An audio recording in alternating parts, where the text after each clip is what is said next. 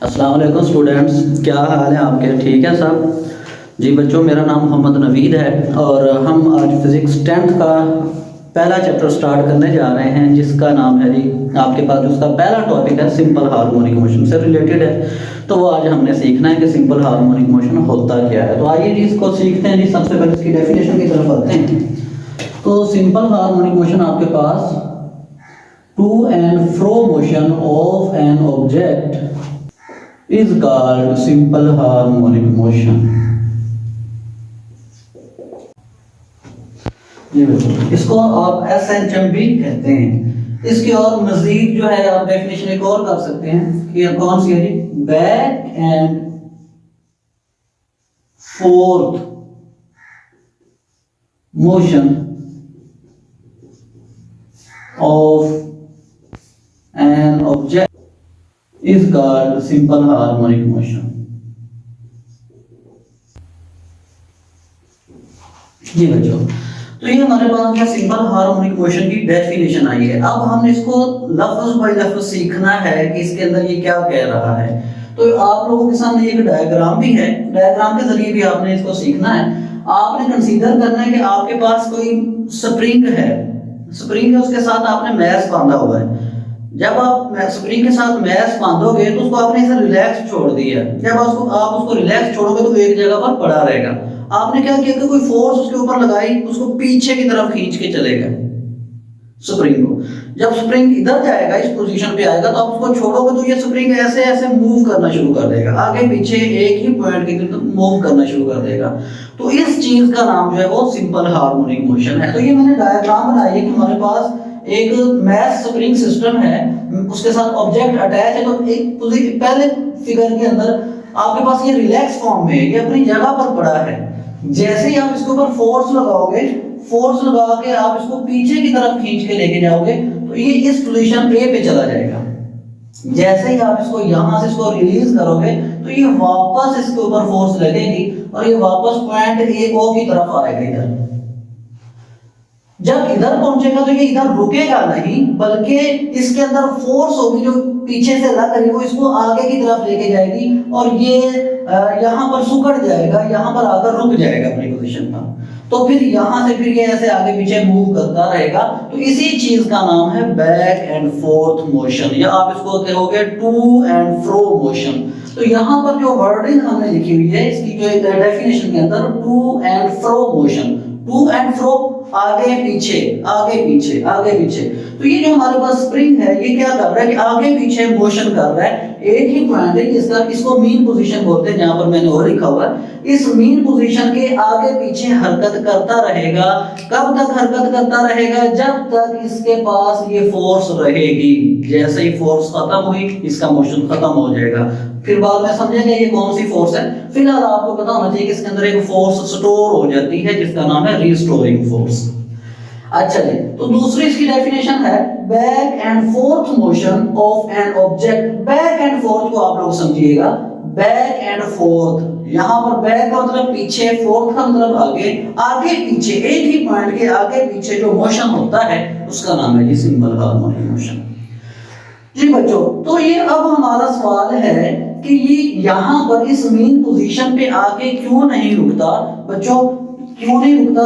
क्योंकि आपने क्या किया, स्प्रिंग को ऐसे खींचा, खींच के पीछे की तरफ ले गए, तो आपके पास जो वो फोर्स, आपने क्या की, इसको फोर्स दी, फोर्स हो गई पीछे की तरफ चला, उसके पास फोर्स स्टोर हो गई। जो आपने उसको उसके ऊपर फोर्स लगाई थी उसके अंदर स्टोर हो गई। जैसे आप उसको छोड़ोगे, जो आपने पहले फोर्स लगाई थी उसके ऊपर वर्क किया था, वही फोर्स उसको आगे पीछे मूव करवाती रहेगी और उसी फोर्स का नाम है रीस्टोरिंग फोर्स। तो रीस्टोरिंग फोर्स की डेफिनेशन जरा देख लेते हैं, ये क्या होती है restoring force.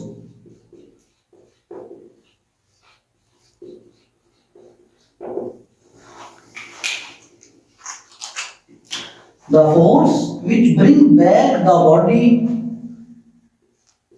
which bring back the spring, आप कह रहे हैं to mean position is called restoring force, या इसको FR के नाम से डिनोट किया जाता है। ये आपके पास रिस्टोरिंग फोर्स की डेफिनेशन है।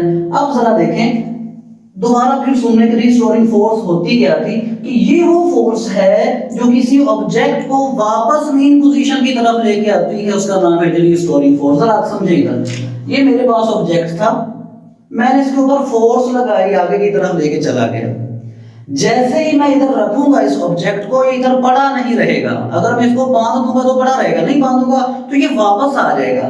किधर आएगा? मेन पोजीशन की तरफ। तो कौन लेके आ रहा है? रिस्टोरिंग फोर्स इसको वापस लेके आ रही है। ये आपके पास जो बैकवर्ड मैंने बनाया है, ये आपके पास रिस्टोरिंग फोर्स है। इसको क्या कर रही? वापस मेन पोजीशन की तरफ लेके आ रही है। तो ये मेन पोजीशन पे रुकेगा नहीं, बल्कि पीछे की तरफ थोड़ा सा मूव कर जाएगा। तो यहां पर भी क्या करेगी?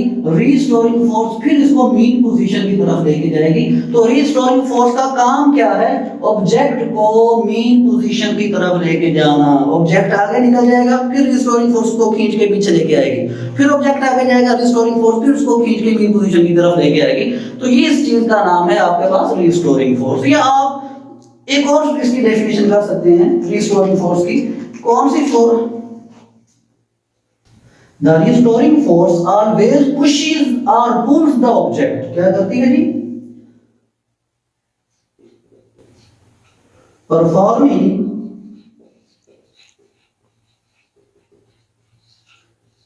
simple harmonic motion। तो बच्चों ये इसकी दो डेफिनेशन है जो कि बहुत ज्यादा इजी है। ये इसको भी जरा समझ लें क्या कह रहा है। ये मैंने एफ आर रिस्टोरिंग फोर्स के लिए लगाया है।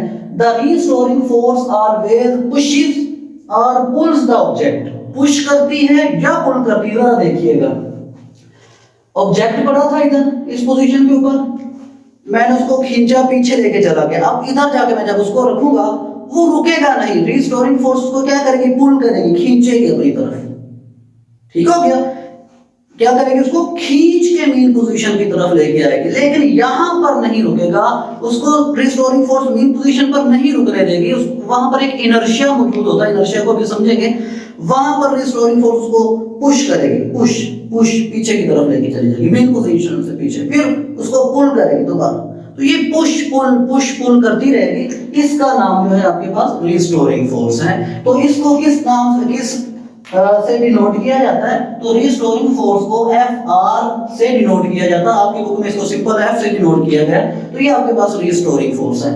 तो ये जरा फिर दोनों डेफिनेशन को सुन लें। हमारे पास सिंपल हार्मोनिक मोशन क्या है? To and fro motion of an object. आगे पीछे मोशन करने, आगे पीछे मोशन करने को सिंपल हार्मोनिक मोशन कहते हैं। इसको वाइब्रेटरी मोशन भी कहा जाता है, ऑसिलेटरी मोशन भी कहा जाता है। लेकिन ये एक स्पेशल केस है मैथ स्प्रिंग सिस्टम वाला। तो इसकी डेफिनेशन क्या है? टू एंड फ्रो मोशन या बैक एंड फोर्थ मोशन, आगे पीछे। और इसके अंदर जो है आपके पास क्यों ये आगे पीछे मूव कर रहा होता है? ऐसी कौन सी फोर्स है जिसको आगे पीछे मूव करवाती है? वो आपके पास रिस्टोरिंग फोर्स है। रिस्टोर वर्ड के ऊपर गौर करें, रिस्टोर, उसके अंदर जो फोर्स सेव हो चुकी है उसका नाम है रिस्टोरिंग फोर्स। तो रिस्टोरिंग फोर्स होती क्या है? विच bring back the spring towards mean position. वो वाली फोर्स जो मैथ को वापस ओरिजिनल पोजीशन पर लेके आए। चाहे वो आगे निकल जाए, पीछे खींचेगी, पीछे निकल जाए, आगे खींचेगी, उसका नाम है रिस्टोरिंग फोर्स। तो अब जो हम इसको मजीद जो है क्लियर करते हैं, इसकी कुछ कैलकुलेशंस करते हैं हमारे पास सिंपल हार्मोनिक मोशन की, और साथ में हम समझते हैं जी।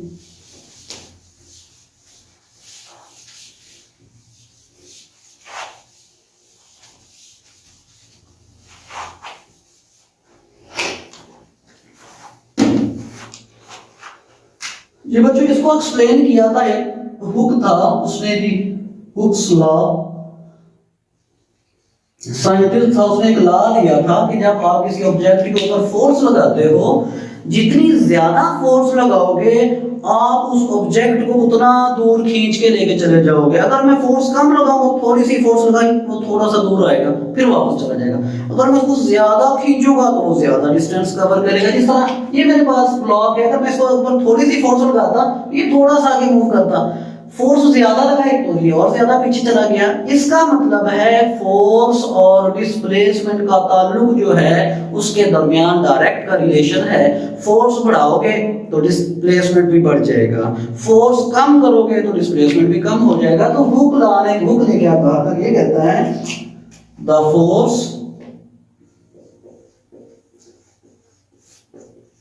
acting on an object is directly proportional to its displacement। ये आपके पास जो था हुक लॉ था, डिस्प्लेसमेंट को मोस्टली x से ही डिनोट किया जाता है आपके सिंपल हार्मोनिक मोशन के अंदर। तो इसके अंदर क्या है कि जितनी फोर्स F आप किसी ऑब्जेक्ट के ऊपर लगाओगे वो उतना ज्यादा दूर जाएगा, उतना ज्यादा डिस्टेंस कवर करेगा। तो या फर्ज कर लीजिए मेरे पास एक स्प्रिंग है, मैं इसके ऊपर फोर्स लगा रहा हूँ, ठीक है, ये फोर्स लगा इधर है, मैंने इसके ऊपर फोर्स बढ़ा दी तो ये क्या करेगा कि ज्यादा डिस्टेंस कवर करेगा। पहले इसने ये फर्ज करो इसकी मेन पोजीशन यहाँ पर पड़ा था, इसने इतना एक्स डिस्टेंस कवर किया है, लेकिन फिर आपने फोर्स बढ़ा दी, फोर्स को इंक्रीज किया तो ये डिस्टेंस भी इतना इसने इंक्रीज हो गया, इसका डिस्प्लेसमेंट भी बढ़ गया। तो इस चीज का नाम जो है हुक लॉ है। ये एक साइंटिस्ट था, घबराने की जरूरत नहीं, पता नहीं हुक्स क्या चीज आ गई।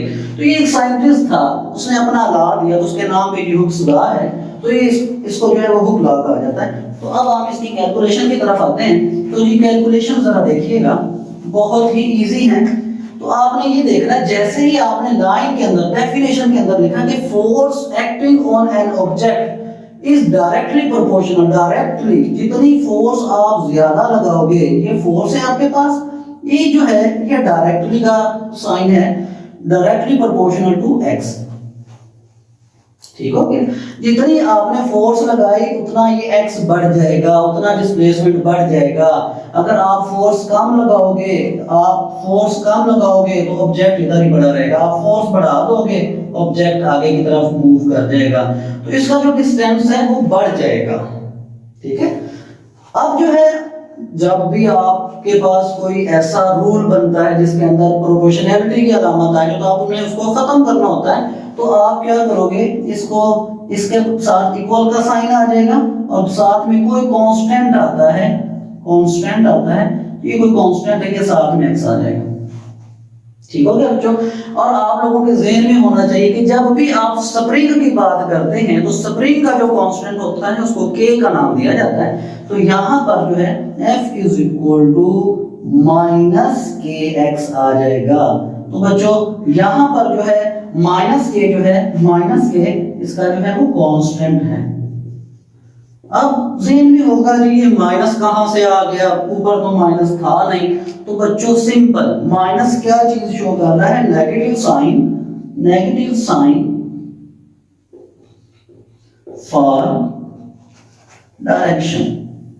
ये आपको सिर्फ डायरेक्शन बताएगा, सिमत बताएगा कि रिस्टोरिंग फोर्स की डायरेक्शन क्या है। जरा गौर से इसको समझो, नेगेटिव साइन को समझो। आपने क्या किया, फोर्स लगाई ऑब्जेक्ट के ऊपर,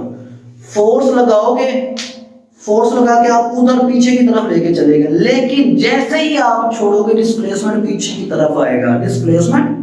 तरफ आएगा, उसके ऊपर एक फोर्स लग रही होगी जो उसको पीछे, जिसका नाम रिस्टोरिंग फोर्स है, उसको खींच के पीछे की तरफ लेके आएगी। हमारी फोर्स किधर लग रही है, हमारी फोर्स आगे की तरफ लग रही है, लेकिन ये किधर आना चाह रहा है, वापस आना चाह रहा है। तो ये आपको शो करवा रहा है कि फोर्स और डिस्प्लेसमेंट इनका डायरेक्ट रिलेशन है, लेकिन इनकी डायरेक्शन क्या है, अपोजिट है। डिस्प्लेसमेंट जैसे ही आप छोड़ोगे ये वापस आ जाएगा। तो इस चीज का नाम जो है, आपने इस चीज को शो करवाने के लिए नेगेटिव साइन लगा दिया। दोबारा फिर सुन लें, ये नेगेटिव साइन क्यों है, ये डायरेक्शन के लिए है। मतलब फोर्स की डायरेक्शन अगर सीधी है तो डिस्प्लेसमेंट की डायरेक्शन वापस आ जाएगी। फोर्स जितना आपने खींचना था खींच लिया, उधर छोड़ा, जैसे ही छोड़ोगे डिस्प्लेसमेंट वापस आएगा, वापस मेन पोजीशन की तरफ आएगा। तो ये आपके पास जो है नेगेटिव साइन शो करवाता है, negative sign just for direction. तो ये आपके पास एक जो है, इसको आप इक्वेशन नंबर 1 का नाम दे दें। एक आप लोगों ने बच्चों पढ़ा था 9th के अंदर, Newton second law of motion,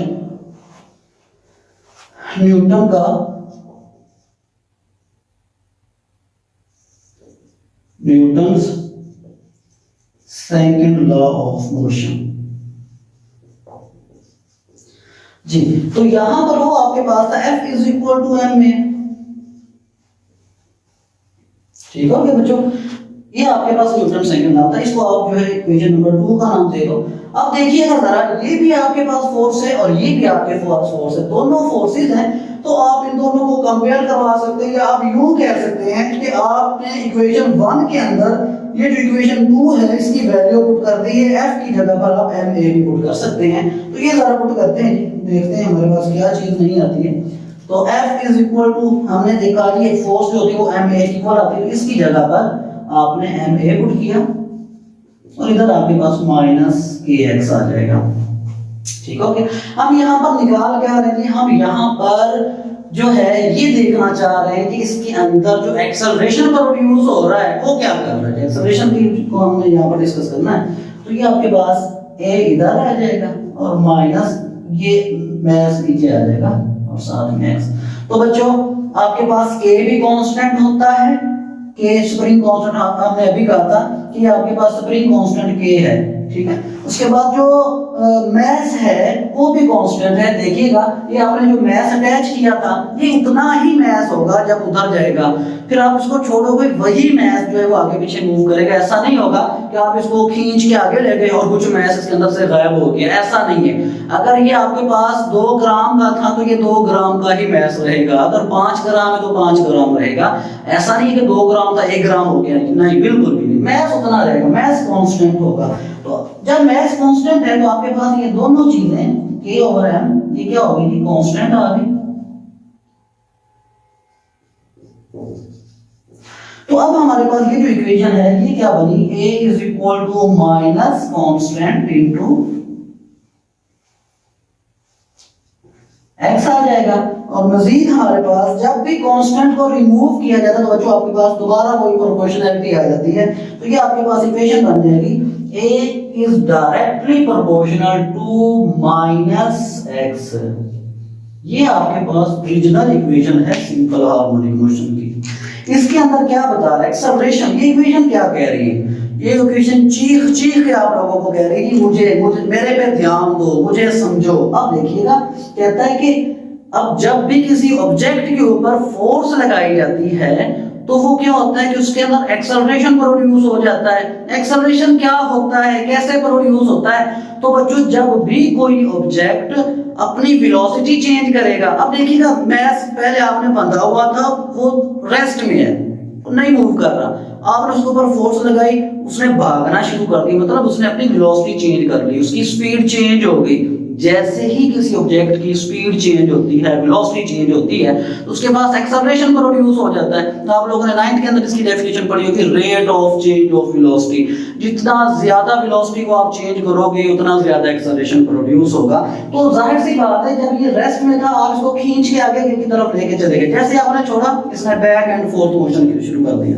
तो इस चीज का नाम हमने रखा, इसके अंदर जो है वो एक्सेलरेशन प्रोड्यूस हो गया। अब जरा सुनिए, कहता है कि जब आप किसी ऑब्जेक्ट के ऊपर फोर्स लगाते हो तो उसके अंदर एक्सेलरेशन प्रोड्यूस हो जाता है, और एक्सेलरेशन डिस्प्लेसमेंट के तो डायरेक्टली प्रोपोर्शनल होता है। जितना ज्यादा डिस्प्लेसमेंट कवर होगा उतना ज्यादा एक्सेलरेशन आएगा। ठीक है, लेकिन एक्सेलरेशन की जो डायरेक्शन है वो अपोजिट होती है डिस्प्लेसमेंट के। डिस्प्लेसमेंट आगे जा रहा है, जैसे आप उसको छोड़ोगे तो वापस मीन पोजीशन की तरफ आएगा। ठीक है, जो एक्सेलरेशन है, एक्सेलरेशन कहां पर होती है, acceleration A always towards mean position.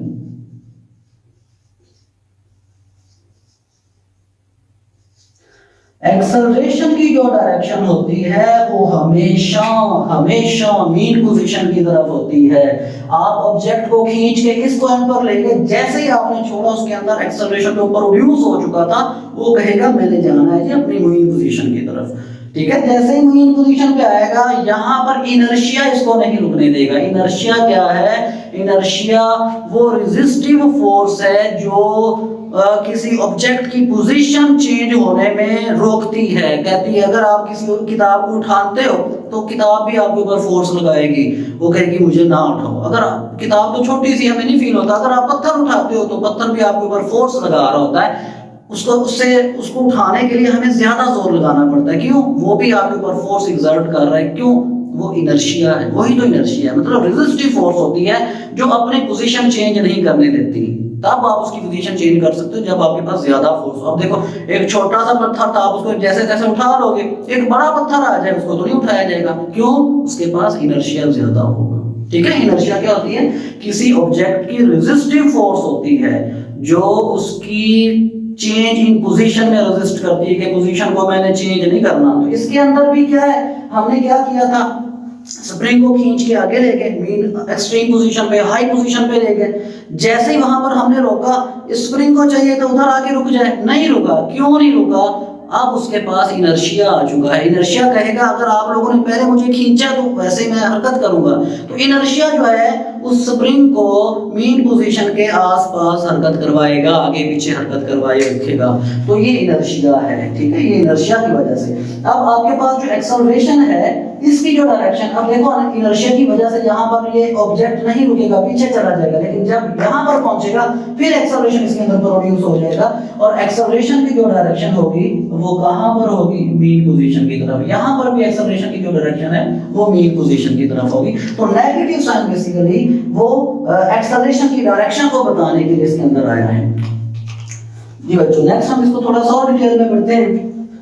जी बच्चों, तो यहाँ पर आप देखिए कि इसको थोड़ा सा हम रिवाइज कर लेते हैं ताकि ज़हन में बैठ जाए। हुक्स लॉ हमने इसके अंदर देखा है। हुक्स लॉ क्या होता है? The force acting on an object is directly proportional to its displacement. कहता है कि जितनी फोर्स लगाओगे उतना डिस्प्लेसमेंट ज्यादा कवर होगा। ये आपके पास हुक्स लॉ था। हुक्स लॉ को हम लेके चले गए और हम एक्सेलरेशन और डिस्प्लेसमेंट का जो ताल्लुक है वो हमने देखना है।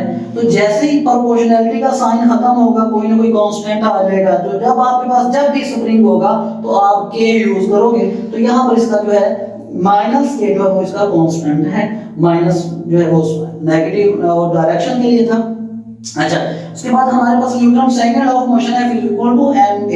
ठीक है, इस F की जगह पर आपने ma पुट किया तो आप लोगों के पास एक्सेलरेशन आ गई। a इधर रह जाएगा, क्रॉस मल्टीप्लिकेशन m नीचे चला जाएगा k के। ठीक है, तो ये k by m into x आ जाएगा। यहां पर हमने कहा था जो k है वो तो है कांस्टेंट, स्प्रिंग का कांस्टेंट है। कांस्टेंट वो चीज होती है जो अपनी वैल्यू कम या ज्यादा ना करे। ठीक है, कांस्टेंट किस चीज का नाम है? कांस्टेंट ऐसी चीज का नाम है जिसकी वैल्यू सेम रहे, हर जगह पर सेम रहे, कम या ज्यादा ना, उसको कांस्टेंट कहा जाता है। तो ये k एक ऐसी वैल्यू है जो कम नहीं होगी ना ही ज्यादा होगी, ये सेम रहेगी। उसके बाद मैथ है। मैथ भी इसके अंदर कांस्टेंट है। क्यों? मैथ जो है वो अगर 2 ग्राम का आप यूज कर रहे हो तो पूरे प्रोसीजर के अंदर वो 2 ग्राम का ही रहेगा। ऐसा नहीं कि आप उसको खींच के लेके वो 1 ग्राम रह गया, ऐसा नहीं होगा। ये भी वही सेम रहेगा। तो ये आपके पास जो है कांस्टेंट आ जाएगा। जब इसको आप रिप्लेस करोगे कांस्टेंट को प्रोपोर्शनैलिटी से, तो ये आपके पास a is equal to minus k of x आ जाएगा। अब हम इसको थोड़ा सा इसकी डेफिनेशन वगैरह देखते हैं, वो नेक्स्ट बोर्ड पे है।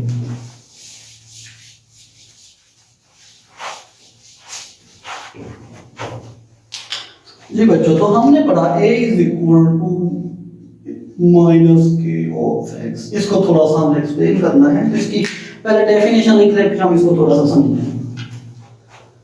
When a force applied on an object, then acceleration is produced in it।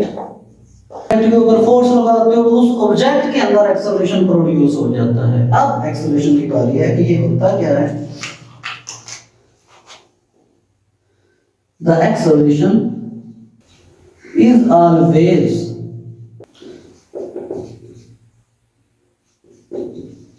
directly proportional to displacement and its direction towards mean position। ये बच्चों हमारे पास थोड़ा सा इस जो हमने इक्वेशन डिराइव की है इसकी थोड़ी सी डेफिनेशन मैंने आपको बता दी है। कहता है कि जब आप किसी ऑब्जेक्ट के ऊपर फोर्स लगाते हो, फोर्स जब आप F फोर्स लगाओगे तो क्या होगा, उसके अंदर एक्सेलरेशन प्रोड्यूस हो जाता है। जो एक्सेलरेशन प्रोड्यूस हुआ वो डिस्प्लेसमेंट के तो डायरेक्टली प्रोपोर्शनल होगा। हमेशा जितना ज्यादा डिस्प्लेसमेंट होगा उतना ज्यादा एक्सेलरेशन आएगा। ठीक है, लेकिन उसकी जो डायरेक्शन होती है वो हमेशा ऑलवेज टूवर्ड्स मीन पोजीशन होती है, उसकी जो डायरेक्शन होगी वो इस पॉइंट की तरफ होगी। जितना मर्जी वो आगे चला जाए, एक्सेलरेशन उसको वापस लेके आएगी, इनर्शिया नहीं रुकने देगा, आगे लेके जाएगा, फिर एक्सेलरेशन वापस लेके आएगी। जिस तरह रिस्टोरिंग फोर्स का मैंने काम बताया था, रिस्टोरिंग फोर्स पीछे खींचेगी, फोर्स की वजह से जो एक्सेलरेशन प्रोड्यूस होगा वो मीन पोजीशन की तरफ होगा, मीन पोजीशन की तरफ। रिस्टोरिंग फोर्स पीछे लेके आ रही, एक्सेलरेशन भी पीछे आ रहा है, रिस्टोरिंग फोर्स वो चली गई, एक्सेलरेशन फिर वापस लेके आएगी। तो ये जो है आपके पास एक्सेलरेशन, तो नेगेटिव साइन ये कह रहा है कि इनका और इनकी डायरेक्शन एक जैसी नहीं है। एक्सेलरेशन जो होगा वो मीन पोजीशन की तरफ वापस आएगा, ठीक है। अगर डायरेक्शन सेम होती, जिस साइड पे एक्सेलरेशन इसका प्रोड्यूस हो रहा, तो ये तो स्प्रिंग फिर आगे खींचा चला जाता, टूट जाता स्प्रिंग, कितनी दूर चला जाता, वापस ले जाती है इसको रिस्टोरिंग फोर्स, उसकी वजह से एक्सेलरेशन प्रोड्यूस हो जाता है। तो ये हमारे पास इसकी थोड़ी सी एक्सप्लेनेशन थी। अच्छा बच्चों, आपकी बुक का जो पूरा का पूरा जो नेक्स्ट पैराग्राफ है, नेक्स्ट पेज में जो पैराग्राफ है, उसके अंदर इसी चीज को एक्सप्लेन किया गया है कि आपके पास कोई ऑब्जेक्ट है, मैस स्प्रिंग सिस्टम है, इसको कहा जाता है मैस स्प्रिंग सिस्टम कहा जाता है। स्प्रिंग के साथ मैस बंधा हुआ है आपने, उसका कोई भी मैस एम है, तो पहले वो क्या होता है कि मीन पोजीशन पर होता है, रिलैक्स फॉर्म में होता है, मूव नहीं कर रहा होता। आप उसके ऊपर फोर्स लगाते हो, फोर्स लगा के उसको पीछे ले जाते हो पॉइंट ए के ऊपर। जैसे आप इधर ले गए इसको, तो इसके अंदर एक फोर्स रिस्टोर हो जाएगी, जिसको मैंने डिटेल में बताया, उसका नाम था रिस्टोरिंग फोर्स। रिस्टोरिंग फोर्स इसको क्या करेगी, वापस लेके आएगी, रिस्टोरिंग फोर्स इसको वापस ले आएगी। उधर रुक गया, रिस्टोरिंग फोर्स को वापस खींचेगी, कहां पर, मीन पोजीशन पर लेके आएगी। इधर ये नहीं रुकेगा, ये इनर्शिया की वजह से पीछे चला जाएगा, फिर रिस्टोरिंग फोर्स इसको वापस दूसरी साइड पे ले जाएगी। तो मीन रिस्टोरिंग फोर्स का काम क्या है, ये bring back towards the mean position, ये हमेशा मैस को, स्प्रिंग को मीन पोजीशन की तरफ लेके आती है। तो ये रिस्टोरिंग फोर्स, ये पूरा का पूरा जो है आपके पैराग्राफ में यही बातें बताई गई हैं। आपने केयरफुली इसको एक दफा रीड करना है, आपके ज़हन में खुद ब खुद आ जाएगा। नेक्स्ट हम आते हैं time period. Time period, time period of simple harmonic motion. जी, तो बच्चों इसका जो कैलकुलेटेड वैल्यू है, ये आपको कैलकुलेट नहीं करनी पड़ेगी, कैलकुलेटेड वैल्यू है टाइम पीरियड की, t is equal to 2 pi m होगा ये। तो जहां पर भी आप न्यूमेरिकल्स वगैरह यूज करें, न्यूमेरिकल्स के अंदर जो वैल्यू आएगी वो आपके पास न्यूमेरिकल होंगे, एंड पे वो हम इंशाल्लाह करेंगे। तो टाइम पीरियड जहां पे आपको मैक्स स्प्रिंग सिस्टम का कहा जाएगा, तो वो 2 बाई m ओवर k होगा। और उसके बाद जो है आप लोगों को पता है कि एक फ्रीक्वेंसी भी होती है, frequency reciprocal of time period, वो टाइम पीरियड का उलट होती है, रेसिप्रोकल ऑफ टाइम पीरियड होती है। टाइम पीरियड भी थोड़ा सा समझ लें क्या होता है। टाइम पीरियड वो टाइम होता है, दोबारा, टाइम पीरियड वो टाइम होता है जो किसी ऑब्जेक्ट का एक चक्कर कंप्लीट करने में लगता है। टाइम पीरियड कौन सा होता है, वो टाइम जो किसी ऑब्जेक्ट को एक कंप्लीट चक्कर करने में लग जाए, उसका टाइम पीरियड होगा। अब देखिएगा इसका कंप्लीट चक्कर क्या होगा, आपने इसको खींचा, यहां पर चला जाएगा, ठीक है, वापस इस जगह पर आएगा, ये अभी कंप्लीट नहीं हुआ, वापस पीछे चला जाएगा, ठीक है। जब पीछे जाएगा तो फिर दोबारा इसी मीन पोजीशन पर आएगा, तो हम कहेंगे कि इसका एक चक्कर कंप्लीट हो गया। या आप ये कह रहे हैं सादा लफ्जों में, ये मेरे पास एक सर्कल है, ठीक है, कोई यहाँ पर कोई बच्चा है, उसे कहा जाता है कि आप इसका एक पूरा ग्राउंड के चक्कर लगा के आ जाए, ठीक है। आपने स्टॉप वॉच ऑन कर ली, जैसे ही ये बच्चा भागेगा, पूरे ग्राउंड के चक्कर लगाएगा, भागते भागते भागते भागते वापस उसी पोजीशन पर दोबारा आ जाएगा जहां से इसने शुरू किया था। आपने स्टॉप वॉच ऑफ कर देना है। अब वो एक उसने चक्कर जो कंप्लीट किया है, जितना टाइम लगेगा उसका टाइम पीरियड होगा, ठीक है, ठीक है। तो इसका भी टाइम पीरियड होता है। ये क्या करता है, ये आगे चला गया यहाँ पर, ठीक है, ये वापस आएगा, इधर नहीं रुकेगा, अभी आधा चक्कर नहीं होगा, आधा चक्कर ये होगा, इधर चल जाए, ठीक है। अब दोबारा वापस अपनी मेन पोजीशन पर आएगा, ये देखिए जरा दोबारा इधर लेके चले गए, एक दोबारा वापस आ गया मेन पोजीशन पे, 2, ये हाफ चक्कर हो गया। अब दोबारा इसको इधर ले गए, 3, और दोबारा मीन पोजीशन पर आ गया 4। तो ये 4 डिस्टेंस इसके अंदर आते हैं, 4 दफा डिस्प्लेसमेंट ये कवर करता है एक चक्कर के अंदर। तो ये आप लोगों का एमसीक्यू भी होता है कि कितना एम्पलीट्यूड होता है, 4a होता है इसका, 4a टाइम्स, मतलब कि एक दफा 4a टाइम मतलब ये मीन पोजीशन में 4 दफा, एक आगे फिर दोबारा वापस, फिर पीछे, फिर दोबारा वापस, ये एक चक्कर कंप्लीट होता है इसका। तो ये आपका नेक्स्ट क्लास का लेवल होगा, लेकिन इधर में। अच्छा बच्चों, यहाँ पर जो हम फ्रीक्वेंसीज की निकालते हैं, तो फ्रीक्वेंसीज की क्या होगी, टाइम पीरियड की जगह पर आप इसकी वैल्यू पुट करेंगे। टाइम पीरियड हमने ये निकाला है 1/2 पाई m/k। जी बच्चों, तो यहाँ पर आप जरा देखिएगा 1/2 पाई तो वैसे ही रह जाएगा। अब आपने जी इनको अलग अलग कर ले, मैथ के ऊपर अंडर रूट अलग से लगा लेंगे, के ऊपर अंडर रूट अलग से लगा है। बच्चों अगर आपके पास कोई रकम दी जाए 2/3/4, तो ये चौथी रकम जो होती है ये ऊपर चली जाती है, वापस ऊपर चली जाती है। यही है आपके पास एक रकम है, ये दूसरी और के तीसरी रकम है, तो ये तीसरी ऊपर चली जाएगी। तो ये आपके पास आ जाएगा 1/2 पाई, के ऊपर चला गया और m नीचे आ जाएगा। तो ये आपके पास इसकी फ्रीक्वेंसी आ जाएगी, ठीक है। तो ये आपके पास इसकी फ्रीक्वेंसी आ गई। तो बच्चों ये था आप लोगों का simple harmonic motion. Simple harmonic motion के अंदर हमने क्या क्या चीजें पढ़ी हैं। सबसे पहले हमने इसकी डेफिनेशन देखी, ठीक है।